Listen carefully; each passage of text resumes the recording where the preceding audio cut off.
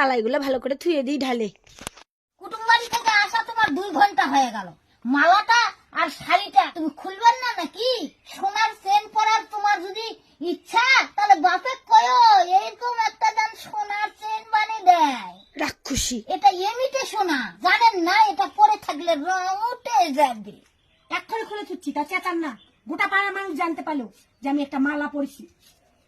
থামো থামো থামো থামো, এটা জলে ধোও, ধুয়ে রোদে শুকাও, মুছো, মুছে ভালো করে ঢুকাই থুবেন, তাহলে তো রং উঠবে না।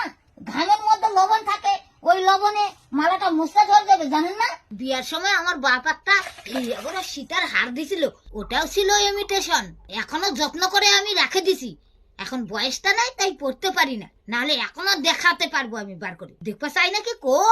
আমার কান আজকে গেল শুনতে শুনতে। একটা দারুণ বুদ্ধি, এরকম করে ইমিটেশনের মালাগুলো তাহলে অনেকদিন যাবে, নষ্ট হবে না।